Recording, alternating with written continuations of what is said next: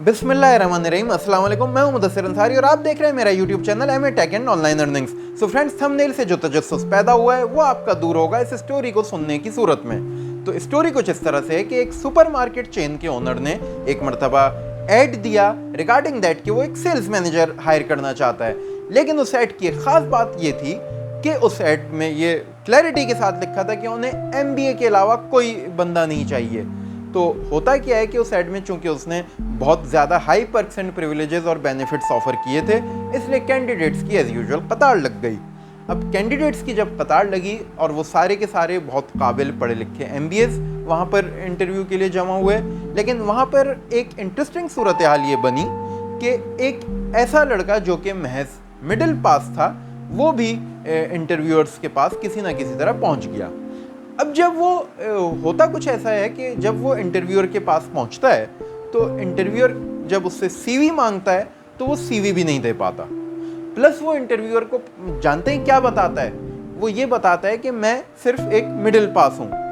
जिस पर होता क्या है कि इंटरव्यूअर जो है वो आग बगूला हो जाता है, काफ़ी गर्म होता है कि यहाँ पर तुम देख नहीं रहे कि कितने हाई फाई पढ़े लिखे कैंडिडेट्स आए हुए हैं और इस जॉब पर काफ़ी परसेंट प्रिविलेजेस भी जो हैं बहुत ज़्यादा हाई लेवल का ऑफ़र किया गया है। तो तुमने ये जुर्रत कैसे की कि तुम यहाँ पर अप्लाई करने आ गए? क्या इससे हम सबका टाइम ज़ाया नहीं होगा? उस पर वो कैंडिडेट उनको ये जवाब देता है जो कि मिडिल पास था कि सर, मैं आपके सिर्फ 2 मिनट लूँगा, आप सिर्फ मुझे कुछ कहने का मौका दीजिए। तो इंटरव्यूअर भी जो है वो बिल आखिर उसको, चूंकि उसने 2 मिनट मांगे, वो मौका दे देता है। तो इंटरव्यूअर से वो कैंडिडेट जो कि मिडिल पास था वो ये कहता है कि सर, आपको अपने सुपरमार्केट चेन के लिए क्या चाहिए? यही चाहते हैं ना आपके सेल्स ज़्यादा से ज़्यादा बढ़ जाए, रेवेन्यू ज़्यादा से ज़्यादा हाई हो जाए। तो मेरा ऐसा मानना है कि मेरे अंदर इतना दम है, मुझे अपने ऊपर भरोसा है कि मैं आप लोगों की सेल्स बहुत ज़्यादा हाई कर दूंगा। अब ये सुनते ही इंटरव्यूअर काफ़ी हैरान तो होता है, लेकिन उसको हायर करने का डिसीजन अभी भी नहीं ले पाता। फिर ऐसे में क्या करता है वो मिडिल पास कैंडिडेट, वो इंटरव्यूअर को एक ऐसी ऑफर देता है जिससे कि वो मजबूर हो जाता है कि उसे हायर कर ही ले।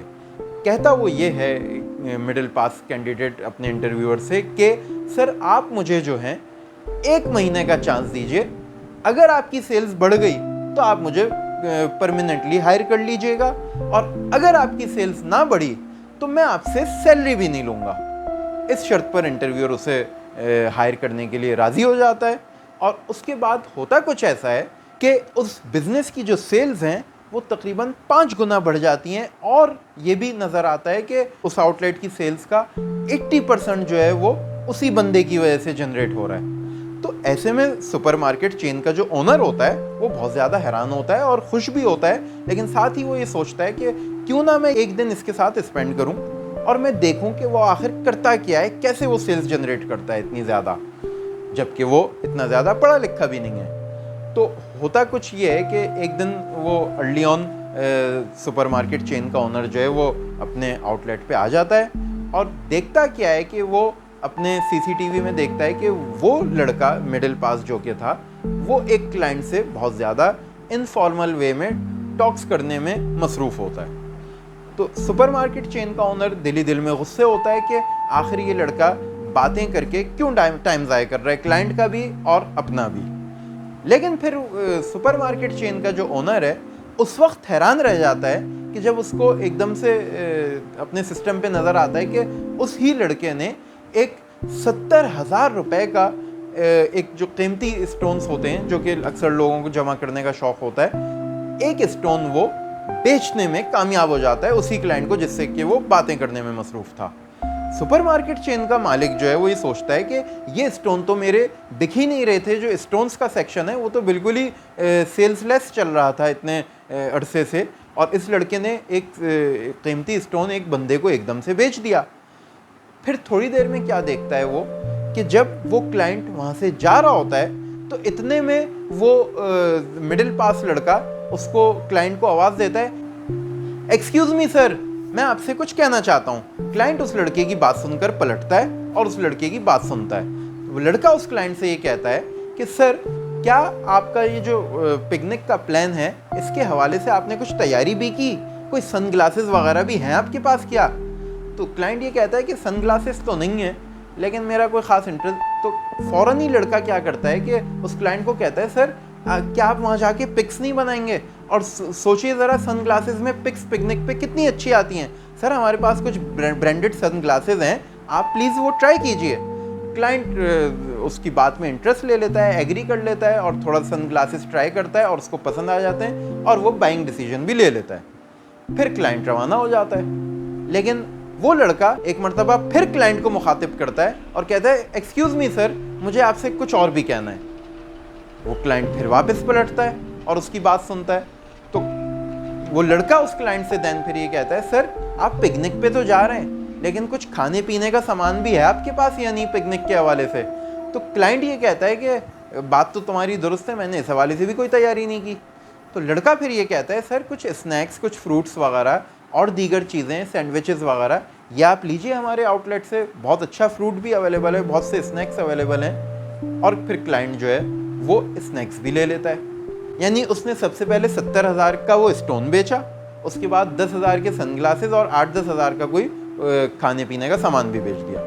क्लाइंट फिर वापस रवाना होता है, लेकिन वो लड़का अपनी आदत से बाज नहीं आता और वो फिर एक मर्तबा कहता है, एक्सक्यूज़ मी सर, मुझे आपसे कुछ और भी कहना है।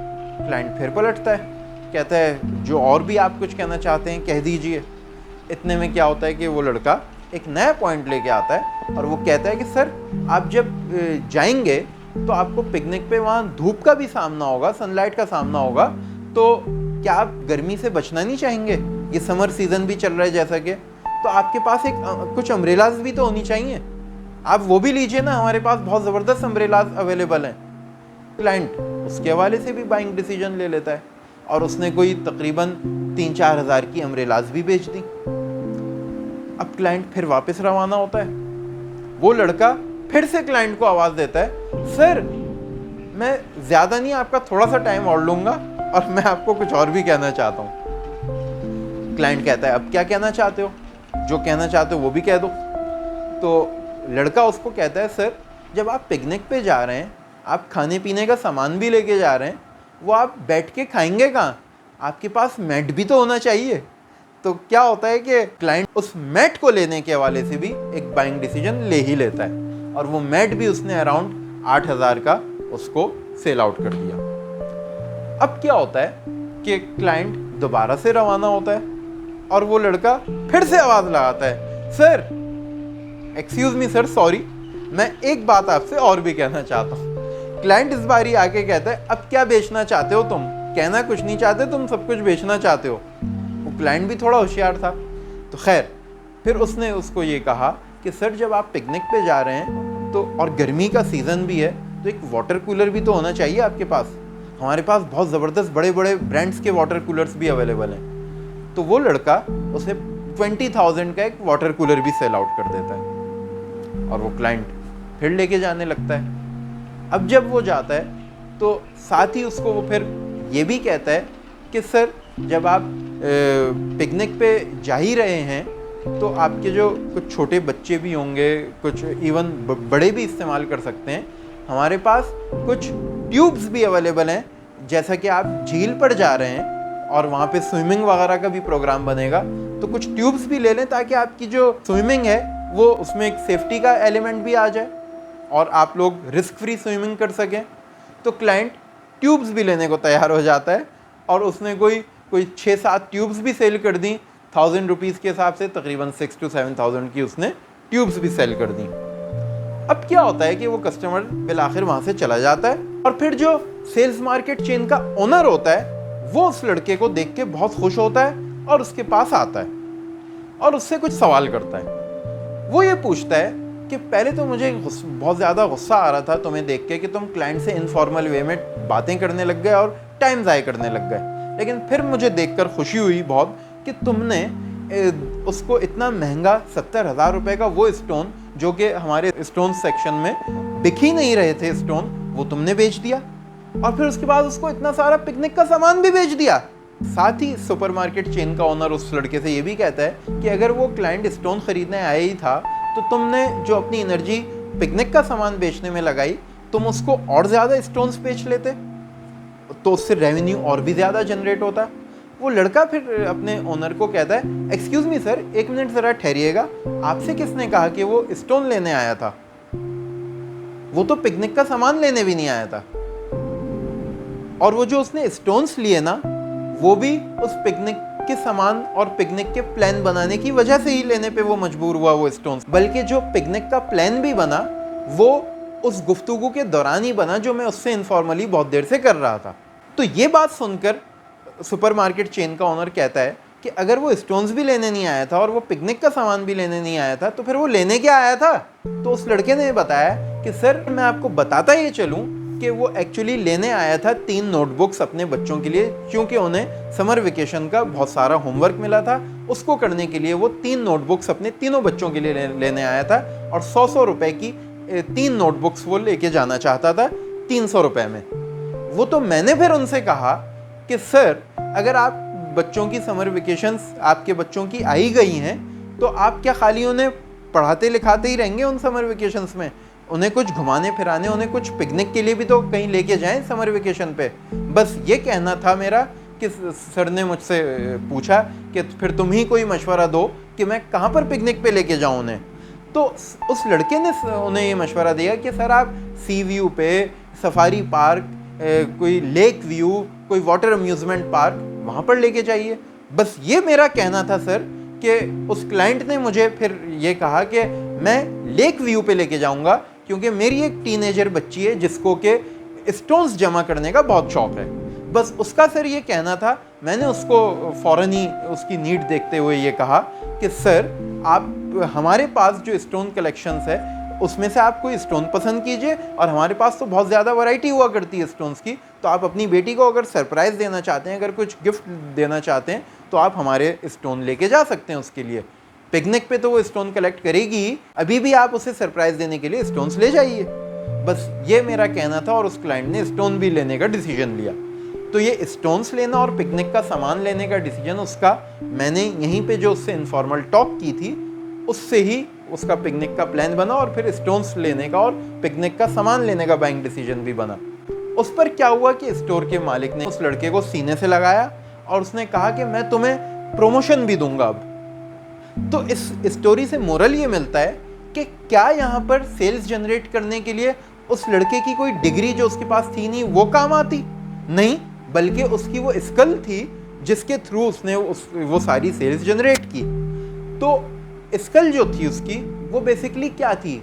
मार्केटिंग टेक्निक नहीं, बल्कि नीड आइडेंटिफिकेशन, बल्कि नीड क्रिएशन। यानी एक मार्केटिंग पर्सनल को, एक सेल्स पर्सनल के अंदर ये टैलेंट होना चाहिए कि वो सिर्फ अपनी जो प्रोडक्ट है वो किसी क्लाइंट पे थोप ना दे, उस क्लाइंट को सिर्फ अपनी प्रोडक्ट की जो खूबियाँ हैं वो ना बताए, बल्कि उसका जो पेन पॉइंट है ना क्लाइंट का, उसको चाहिए कि वो हिट करे, वो आइडेंटिफाई करे और उसको उसकी नीड बताए और फिर अपनी प्रोडक्ट को उसकी नीड से रिलेट करे कि उसकी वो प्रोडक्ट उसकी क्लाइंट की यानी कि नीड कैसे सेटिस्फाई कर सकती है। सो फ्रेंड्स, ये थी एक मोटिवेशनल वीडियो जिससे कि आपको आई होप के थंबनेल का मीनिंग भी समझ में आया होगा। और नेक्स्ट वीडियो तक अल्लाह हाफिज़।